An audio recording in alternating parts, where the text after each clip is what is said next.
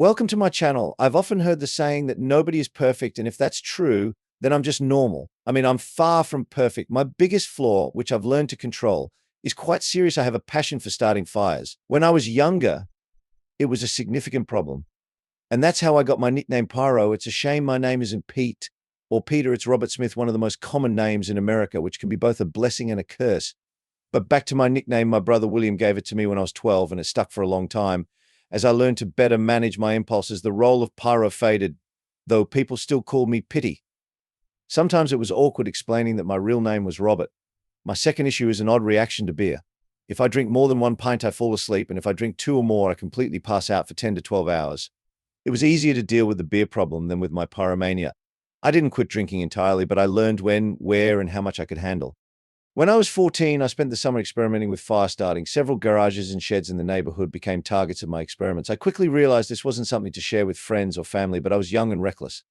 I got caught pretty quickly and went through the legal and psychological processes. Despite this, I never lost my interest in fire setting. I spent a lot of time researching and experimenting, but always in a way that minimized the risk of exposure or embarrassment. Besides these usual problems, growing up wasn't easy. My older brother William was always the favorite, the golden boy. I had to work hard just to keep up while he excelled academically in sports and socially. Being his younger brother didn't help my self-esteem, and the happiest day of my life was when he went off to college on a full scholarship, of course.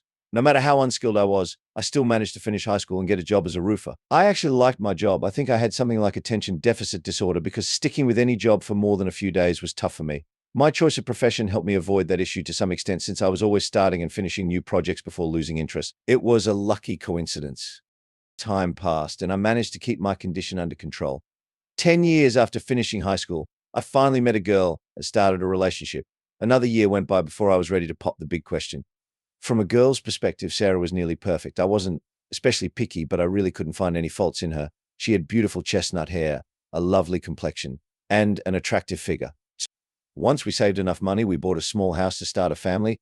Everything was great until my brother William decided to visit. William had graduated from college and got a job as an electrical engineer for a big chemical company in North Carolina.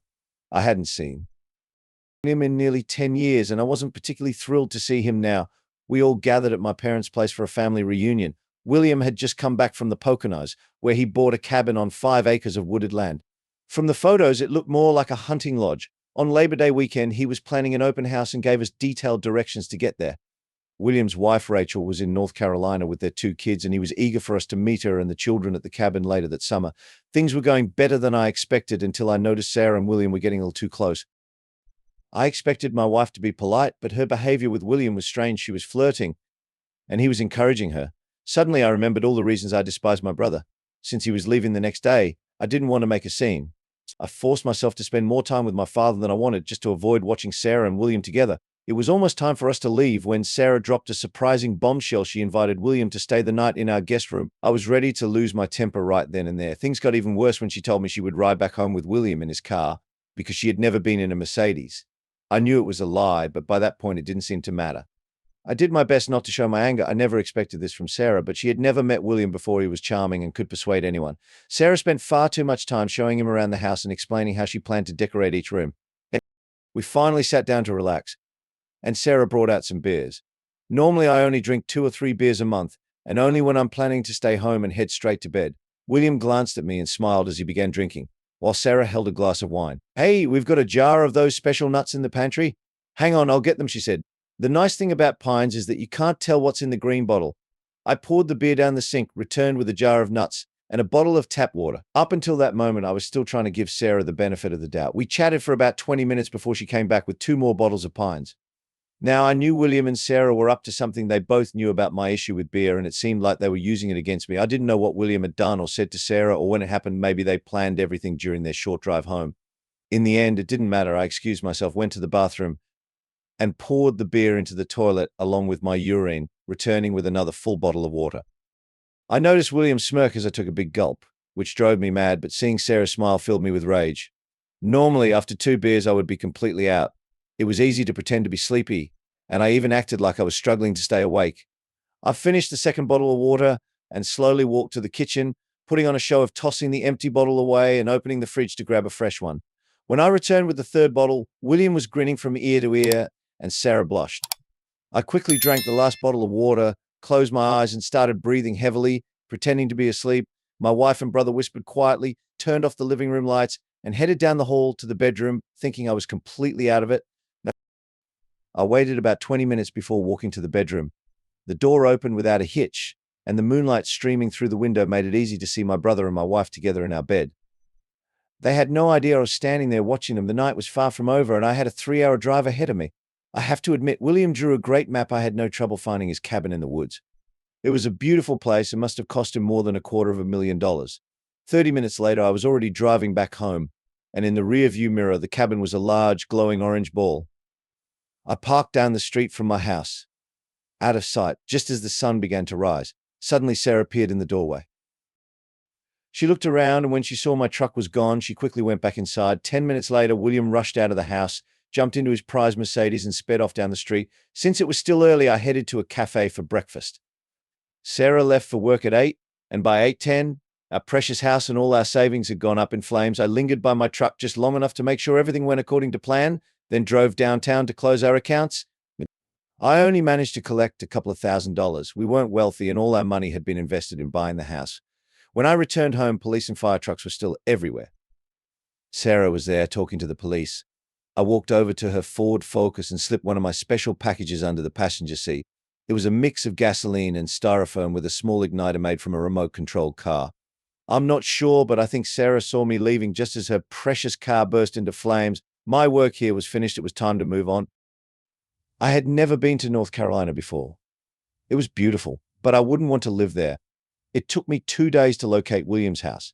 His home was much nicer than the cabin. It must have been around 6,000 square feet with a 3-car garage. I had to park several blocks away to keep an eye on the place. My old truck would have raised suspicion in that neighborhood. I never saw William, but his wife Rachel came out with their 2 kids to catch the school bus. A little while later, she backed out of the garage in a Subaru Outback with a sticker on the front advertising a local real estate company. I had no trouble getting into the house. You'd think they'd have a security system, but they didn't. No one would dare rob William. He wasn't home, but his Mercedes was parked in the garage next to a nice Harley Davidson. Well, actually, it was a big Harley. I quickly searched the house to make sure it was empty, and I discovered it wasn't. There was a litter box in the laundry room, but no cat. I spent a few minutes looking around and then decided to use a can opener. 10 seconds later, Tabby appeared looking for food. A few minutes after that, the cat was comfortably settled in the cat carrier I found in the garage. Finding Old North Realtor was easy. I only had to ask for directions once. I walked through the front door and asked for Rachel Smith. She soon came out and I handed her the cat carrier. She looked at the cat, then at me just for a moment. "Oh no, pity, tell me you didn't do it. Please say you didn't. We had never met." But she instantly knew who I was. "I'm sorry it had to be done. I didn't want to hurt your cat." "Why, pity? Why? What good comes from burning your own brother's house to the ground?" "You'll have to ask him. I'll call you in a week. If he doesn't tell you by then, I will." We were interrupted by a frantic man running through the door. "Call the fire department. There's a car on fire in the parking lot." "Hurry." Rachel looked at me, but I just shrugged and turned away. As I walked out, I heard the secretary in the office telling my sister-in-law that the fire department was already at her house. By that point, I had satisfied my anger. I was still mad, but I no longer felt the urge to set anything else on fire. I drove west for a while, then headed south. I spent a few days in northern Alabama, where there was a lot of roofing work due to several strong hailstorms in the area. The big issue was that all the roofers seemed to be Mexican. They worked in teams, and the quality of their work was excellent. My chances of finding any work seemed slim until I spotted a job listing in the local paper for insurance inspectors specializing in roofing work. I did my best to clean myself up, considering the few belongings I had with me. Apparently, it was enough because I got the job right away. They even paid to send me to 2 weeks of training in Mobile, and after that, I became a certified insurance agent with one of the major companies. They had so many claims that I could have worked for at least 6 months. I had no problem using my own name and social security number. I'm sure several law enforcement agencies were looking for me, but not in Alabama. I bought a small apartment and sold my old truck. The insurance company provided me with a car and extra money for gas and maintenance. I did my job well, and everyone was pleased. I didn't get involved in other people's business and stayed out of trouble. Soon after settling in, I called my brother's wife. She said William claimed he had no idea what could have driven me to start the fire.